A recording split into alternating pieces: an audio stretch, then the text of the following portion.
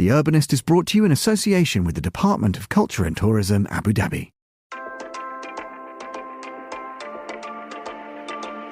Saadiyat Cultural District Abu Dhabi is a beacon of hope and inspiration. A catalyst to spark growth and collaboration with museums and experiences, where art and science and nature and technology coexist. The belief of Abu Dhabi that culture is the backbone of our society. Stay tuned for a special episode of the show, in which you can hear His Excellency Mohammed Khalifa Al Mubarak explain exactly why and how Saadiyat Cultural District Abu Dhabi is the perfect place to collaborate, create and innovate. Saadiyat Cultural District Abu Dhabi, proud partner of The Urbanist on Monocle Radio.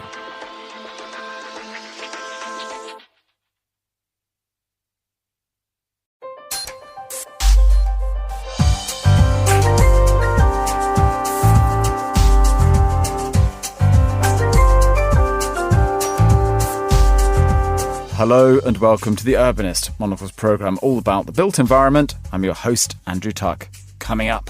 There's an adage in the home relocation industry that the waterways are the highways because you don't have those physical constraints of trees and overhead power lines. And it's just much easier and much more economic to move home by barge. Water is an element that shouldn't be underestimated. It influences everything around us. And as cities continue to grow at a rapid pace, can become part of the solution to creating thriving urban areas.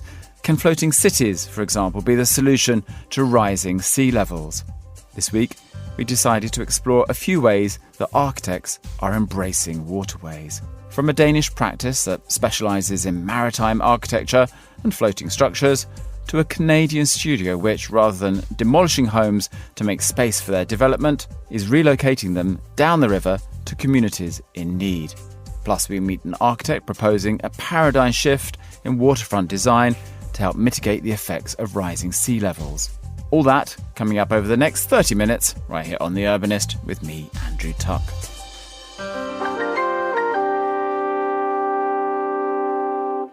We start today in Denmark, a country that is already fairly familiar with how urban environments interact with water. Consisting of more than 400 named islands, 78 of which are inhabited, it makes sense that this country is home to Mast, a maritime architecture firm based out of Copenhagen.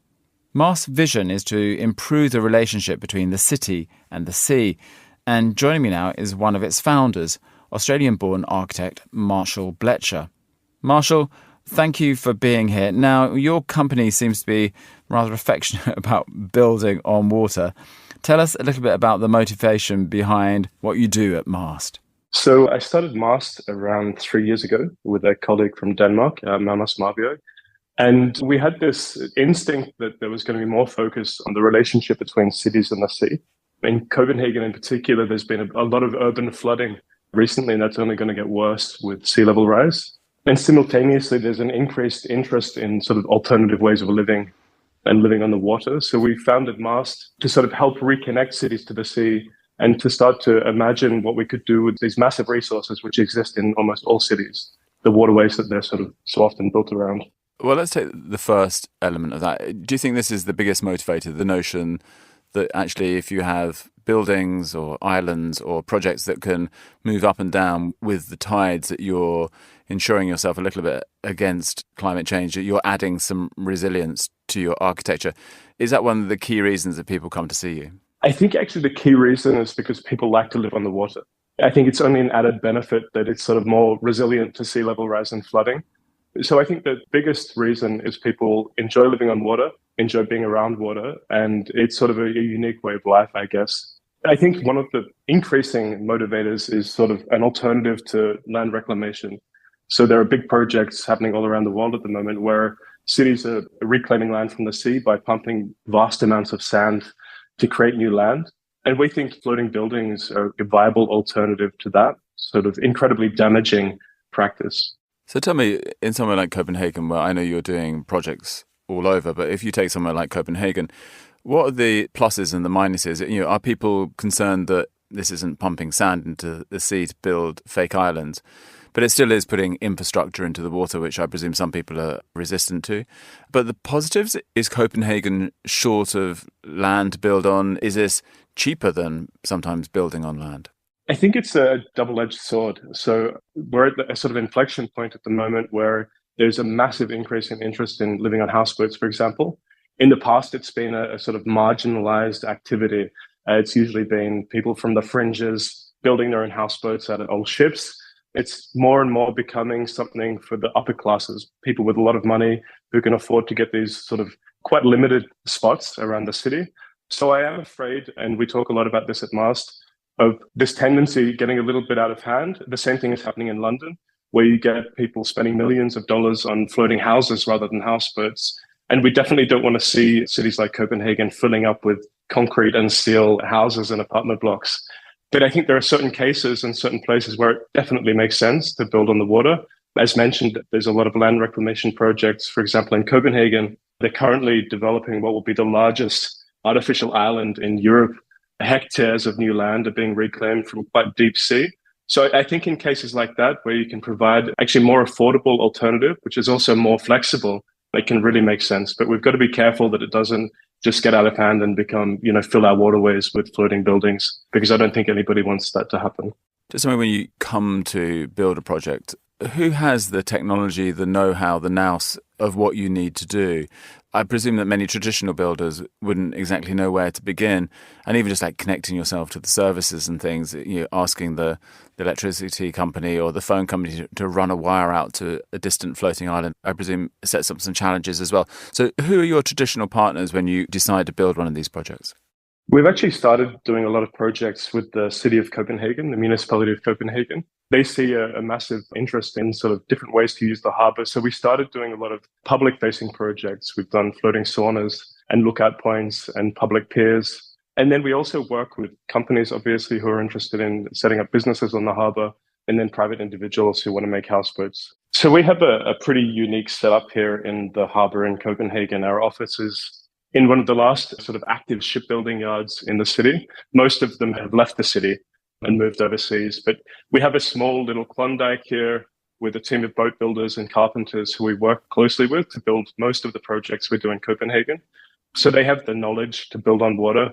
We also have an engineer in-house who does all of the structural and hydrostatic and stability calculations, which is obviously super important because it's not something that you typically do when you're building a house on land. There are a lot of unique challenges when you're building on the water, and one of the simplest is just making sure it's going to float in a sort of level way and not be tilting to the side. And that can be surprisingly challenging. And tell me, Marshall, give us an example of a project that's recently come to fruition that we can talk about that would unpack some of these challenges. Tell me something that you've done that you're proud of. So one of the most recent projects we've launched here in Copenhagen is a collaboration with the city of Copenhagen. We've launched 2 public floating saunas, which are combined with floating harbour baths. So they'll be the first sort of public saunas in the city. Anyone will be able to book them and use them. They'll be sort of like another piece of public infrastructure. That was a really exciting project with its own unique challenges. Making a floating harbour bath combined with a small public sauna, which could be towed around the city in more to different spaces. And each space has its own set of restrictions. So we had to make something which was quite adaptable to different locations. So that was one really exciting project, which has just been finished. But then we have a lot of projects in the pipeline, which are much larger and maybe a little more exciting, including whole floating communities in Holland and India. And tell me, when you think about raising it up to the level of an entire community, then I presume you have to think about all the things that a mini city would have to think about. Mobility, how people connect to the land, as we said before, how you get services running to the island. When it comes to a challenge like mobility, how do you plan to plug these pieces of infrastructure into the wider cities they sit next to? Yeah, so one project we're developing is in Rotterdam, and when it's built, it will be the largest floating community in the world that we're aware of, at least. And in that case, we've really tried to make the most of the location, on the water and combine bicycle infrastructure with actually boat infrastructure. So there will be around 100 low-cost apartments, and each of them will have access to moorings so they can actually access the city via boats as well as bicycles, and they'll have bicycle storage on land. Connecting to the sort of municipal services to the waste and water is actually fairly straightforward, and that's something that happens around Amsterdam and Copenhagen already. Most of the houseboats built in Copenhagen and Amsterdam simply have pipes and wires which plug into the quayside where the services are already running. Well, it's amazing stuff. Just tell me one more thing before we let you go. Floating, is that a bit of a... It means various things, I guess, if you have some tethered buildings, but an actual island, I presume that's pretty fixed in place. Again, there are different typologies here. That's right. So, I mean, we don't restrict ourselves to floating buildings. We also build stilt houses, for example. We're doing a project in Portugal where we're building houses raised above the water level on piles. But the islands, we have actually built floating islands with vegetation on them, and we're planning a few more projects like that. So there will be floating on concrete pontoons, surprisingly, and they will be movable, so they'll be able to be shifted around the city. Marshall Blecher there, thank you very much for joining me.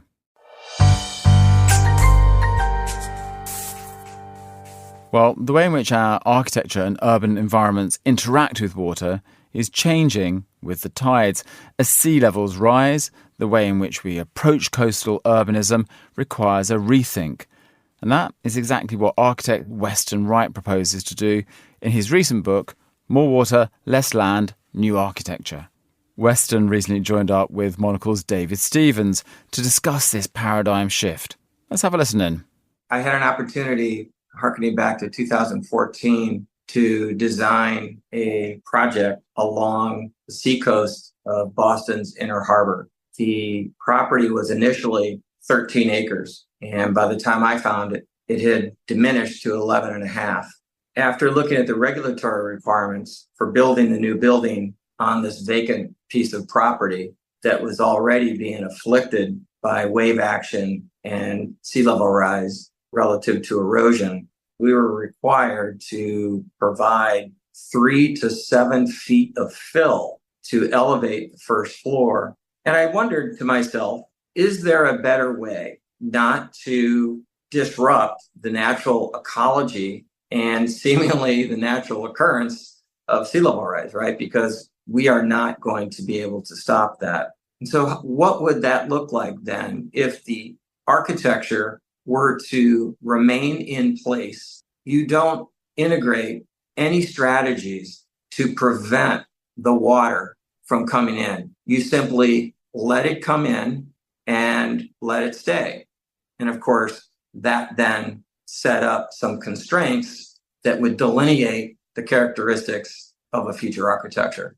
In the book, I talk about several settlements, one harkening back Catalhulic near the modern city of Konya, Turkey, during the Neolithic period. Most of these settlements, however, dealt with intermittent water rise. We're entering a new era, acknowledging, of course, that scientists don't quite understand the rate, the time, and the extent of such rise. But that said, I took a liberty from the position of writing the book, and that was, if the rise is interminable, how then does a coastal settlement or a riverine settlement remain? Acknowledging that part of this is going to be erased. Part of their existing footprint will be erased. So there then is presented an opportunity to expand atop what could be or is regarded as a foreign landscape, that is water. So the architecture that I conceived is amphibious. So the architecture could actually reside atop land in close proximity to that edge, that sort of intersection between water and dry land, or it could be placed in water. So as a response to that, this architecture has movability inherent in its operability. By allowing the architecture to move inward at its own discretion, one then has an opportunity to preserve the sense of community and to reestablish its identity and its growth from the diminishment of that footprint from water's encroachment. What I did is I took a non-utopian look at how to problem solve. And we have developed a solution for how a new architecture could behave in response to water's changing behavior. And that could mitigate retreat. That's really its social purpose, if you will. So we were asking questions when we were writing this book that were not being asked in the realm of architecture or urbanism. In fact, they hadn't even been conceived. And one of those questions is, what do you do when water arrives? what is that next step? Does architecture have a role in that space? If so, what is that role? My thoughts are that architecture needs to be refashioned and respond to the behavior of water and to that context. I want to stay away from how we got there. As with my book, it is devoid of politics, it's devoid of statistics, it's devoid of trends.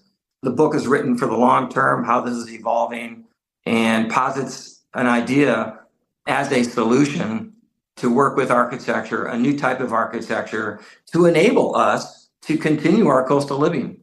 And looking at more recent developments, how do you think the conversation's kind of shifted? Do you think there's more of an emphasis on disaster prevention these days rather than just talking about coastal interaction?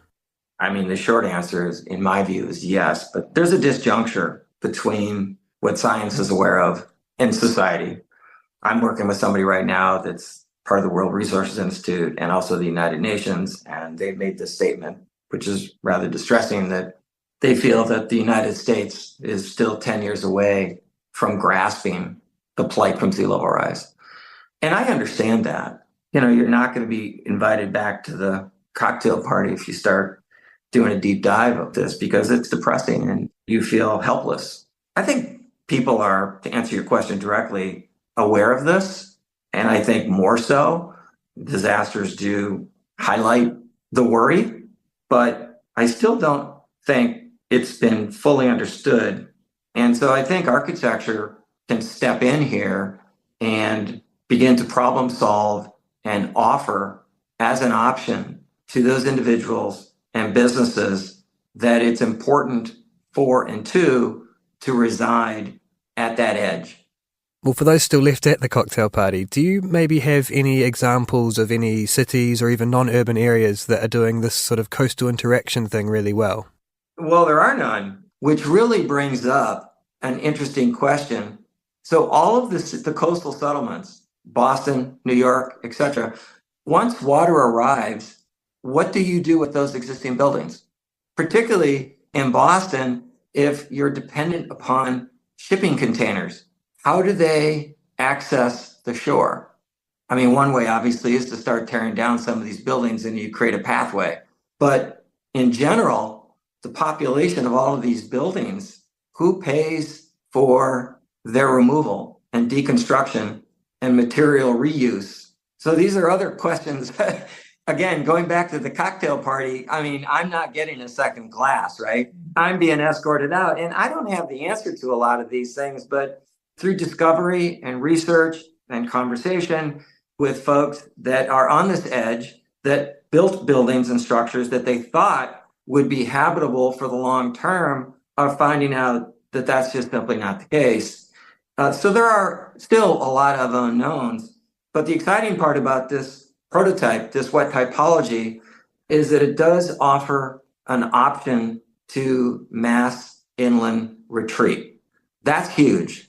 One of the big surprises for me in the research, going back into the history, was individuals' willingness, settlements' willingness to, if you will, deal with the plight, exercise patience, stay the course. Essentially, no matter how bad it got, they were not willing to move. And I'm paying attention to that. It's sort of the way that our species is wired. Now, I say that with lots of caveats, right? I mean, we remain in place to the degree that it's safe and it's viable to do so. And so the new architecture has to be elastic and adaptable to assimilate, if you will, with this new context of water and or on an edge that really could change at any time. And the architecture wants to be responsive to that change. And there is technology that would allow that to occur, from AI and refined satellite for advanced warnings for the architecture, if you will, to move out of harm's way. My thanks there to Weston Wright for joining us on The Urbanist. And Weston's book, More Water, Less Land, New Architecture, is out now and is published by AADR. Finally today, we head to Canada, where one developer is using waterways to help put a bold reuse strategy into action. Glyn Lewis is the founder and CEO of Renewal Developments, a company aiming to relocate and repurpose homes that would previously have been demolished during the development process and deliver them to communities in need. Wes Group, the Vancouver-based property developers, is currently working on a major regeneration scheme in Port Moody, Vancouver, and they partnered with Renewal Developments to relocate a number of homes otherwise set for demolition down the river to a First Nations community in dire need of housing. David Stevens caught up with Glyn to find out more about the project, and he started by asking about the background to this scheme and how the idea to move these houses began. Canada is growing. A lot of urban areas around the world are growing as we see population rise and as we see young people entering their professional careers and looking for housing. In a lot of urban areas, this is putting phenomenal pressure on our housing supply. And because it's putting a phenomenal pressure on our housing supply, we're seeing a lot of prices for housing increase, both in terms of purchasing and in terms of renting. And that's pretty uniform, it seems like, across a lot of Western urban centers. So to address that housing shortage crisis, which we're seeing a lot of here in Canada, particularly here in Metro Vancouver, all levels of government are promoting and creating incentives for the densification of our urban areas. And so you're seeing a lot of mass transportation. And then along with those new mass transportation corridors, we're seeing a lot of what's called transit-oriented development. So essentially the densification around transit hubs. And to be quite honest with you, I support the densification of our urban areas. You know, a single family home with a front yard, backyard, a block away from a subway station or a metro station just doesn't make sense. It was an urban design feature of the post-war era. With it came sprawl, and with it came this reliance on the car. And I think we're seeing this great push within our urban areas away from that mode of urban design and towards walkable cities and alternative transportation. The situation, though, is, especially here in Metro Vancouver, is for us to achieve that density, developers are essentially buying thousands and thousands of single-family homes, the white picket fence in the front yard, backyard, and the detached home. And they're acquiring thousands and thousands of these single-family homes with the sole intention of tearing them down to make space for that higher density development. And as I said, I generally support the densification of our urban areas. The challenge is that the process to achieve that density is unbelievably wasteful. We tear down 3,000 single-family homes every year just here in Metro Vancouver. And we estimate about 700 of those 3,000 homes are actually perfectly good homes, good condition, good roofs, well-maintained, possibly well-renovated. So that's the challenge. And so our model, what my business model is essentially to say, listen, okay, if you're going to acquire all these homes, just like West Group did in this suburb called Port Moody of Vancouver, they purchased 60 single-family homes with the sole intention of tearing them all down to build condominiums and apartments and towers. We went and we found about 10 of those 60 homes, which we said were actually perfectly good homes. So we proposed to remove those 10 good homes, not through demolition, not by taking a bulldozer to them, but by physically picking them up, putting them on a truck, moving them to a non-urban community where they're now being repurposed as affordable housing. Can you tell us about where these houses are going and maybe the housing situation in that First Nations community that they're destined for? I mean, it's an interesting thing. I was just actually in a very remote community the last few days near Bella Bella, which is about halfway up the province of British Columbia. British Columbia is a very coastal province, and I think there's something like 200 coastal First Nation communities, some of them as small as 50 people, some of them a bit larger with maybe a few thousand people, but very small communities, sometimes very remote communities. And for various different reasons, some of which root back to the colonial history of Canada, a lot of these communities are impoverished. And I would say there's an incredible housing crisis in a lot of these First Nation communities. So the solution that we're proposing and that we're actively implementing is to work with developers like West Group here in Metro Vancouver, identify the good homes that are slated for demolition, and then work with those destination remote First Nation communities to bring and to repurpose these homes as affordable, low-carbon housing for them. Yeah, it's an amazing story. Equally amazing is the process of moving these homes. Can you describe that process, perhaps, and also how quickly and easily usable these homes will be once they're delivered to the community? I mean, if this was easy, more of this would be done already. It is a complicated business model because you have to time the removal of the homes and coordinate the removal of the homes from the origin site, in this case with West Group in Port Moody. And then what happens is essentially the process of lifting and moving a building is actually ancient. You can go back and read quotes from Mark Twain and other people about watching homes move down the streets. So essentially what they do is they lift the home from the floor joists and they put steel beams right through underneath the home. And once they have the steel beams underneath the home, they look like car jacks. They're just synchronized hydraulic jacks to physically lift the home off of its foundation. And once it's off its foundation and it's on these steel beams, essentially they can connect to what looks like a regular semi-truck. And then you have to coordinate and measure, obviously, very carefully how you're going to remove it from the origin lot. You have to very carefully measure the route it's going to take, because you can imagine, these are oversized buildings, sometimes 30, 35 feet wide and 40, 50 feet long and 15, 16, 17 feet high. And so trying to get a building that size through a neighborhood or through residential streets, it requires an incredible amount of careful planning. And it's not always feasible. There's definitely scenarios where we find perfectly good homes. We just can't save it, David, just because maybe there's too many trees on the street or different other physical constraints. But that's kind of the process, is that they're lifted by the beams. They're placed onto these transport trucks. We carefully measure and assess the route out. And then about 80% of them are moved by barge. Again, British Columbia being a coastal community, because once you get a home or multiple homes onto a barge with a tug on it, it's just much easier to move. There's an adage in the home relocation industry that the waterways are the highways, because you don't have those physical constraints of trees and overhead power lines. And it's just much easier and much more economic to move a home by barge. And then it goes to the destination community, and then it's offloaded back on a truck and then taken to the destination site. And how common is this sort of building relocation these days? Is it kind of a lost art? I was just at a conference of international moving companies, because basically every major urban center across North America has at least one moving company. A lot of what they do is they just lift homes. So you see it's very common in like floodplain areas or near oceans where there's a risk of flooding. And so they come along or if there's a foundation that's failing, they'll come along and they'll lift the home up, and either they lift it up permanently or the homeowner gets to rebuild a basement suite or something. So these companies exist everywhere. Most of the companies that do lifting will also move a home. So those two solutions kind of go together. I would say that right now it's a small niche solution. I think maybe here in Vancouver, there's 3,000 homes torn down every year. Maybe 75 get moved every year. And so one of our objectives as a company, and when I started looking at this, I was like, wait a second, there's 700 perfectly good homes demolished, of which only 75 are being moved. So why aren't we moving 2 or 3 or 4 more hundred homes?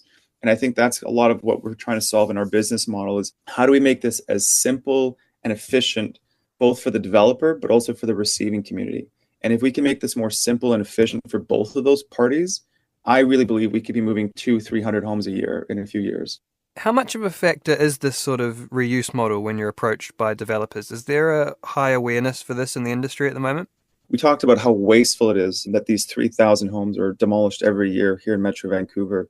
And we're seeing very similar trends across many other urban areas across North America and, in fact, around the world. The average 1,500 square foot wood framed home, when it's demolished, it sends 100 tons of material waste to the landfill. And embodied in that home is about 23 tons of embodied carbon. So there is this increasing recognition and awareness about the incredible amount of waste being created. Actually, 40% of Metro Vancouver's landfill is full of demolished homes and buildings. So that just kind of speaks to the volume of the demolition happening here in Metro Vancouver because of this densification process. So I think because there's awareness, we're starting to see more conversations about what are responsible alternatives to demolition.